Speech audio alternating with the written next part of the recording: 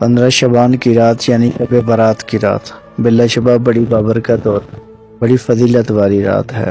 इब्न माजे की हदीस मुबारक हज़रत अली करम वजल करीम रवायत करते हैं कि वैसे तो अल्लाह ताला हर रात तहज्जुद के वक्त पहले आसमान पे नज़ूल फरमाता है और अपनी रहमतें बांटता है, लेकिन 15 शबान की रात अल्लाह ताला रात के फैलते ही पहले आसमान पे नज़ूल फरमाता है और अपनी रहमतें बांटता है और फरमाता है कि है कोई मुझसे बख्शिश मांगने वाला, है कोई मुझसे मग़फ़िरत मांगने वाला, है कोई मुझसे जन्नत मांगने वाला, है कोई मुझसे रिस्क मांगने वाला। तिरमिज़ी की हदीस मुबारक हज़रत आयशा सिद्दीक़ा रज़ी अल्लाह तआला अन्हा रवायत करती हैं कि 15 शबान की रात मैंने हुज़ूर को बिस्तर पे न पाया।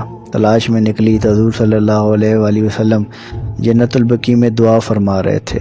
मुझे देखकर मुखातिब होकर कहने लगे कि आयशा, क्या तुम जानती हो आज 15 शबान की रात है। आज की रात अल्लाह ताला मेरी उम्मत के बनु कल्ब के कबीले की बकरियों के बालों की तादाद के बदले में बख्शिश फरमा देगा। यानी इतनी फजीलत वाली रात है। और ये फजीलत वाली रातें हैं, शोर व शगा वाली नहीं हैं।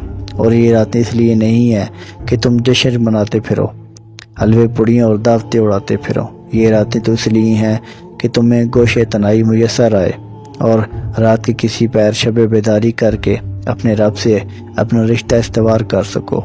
अल्लाज़ी खलक़ल मौता वल हयात लियब्लुवकुम अय्युकुम अहसनु अमला।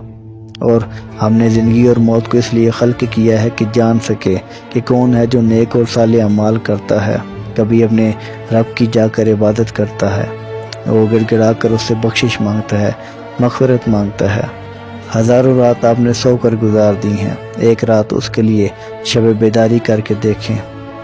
और वो तो ये भी नहीं देखता कि कौन कितने कितने घंटे बैठा रहा। इखलास के चंद लम्हे मुयस्सर आ जाएं तो हो सकता है बेड़ा पार हो जाए।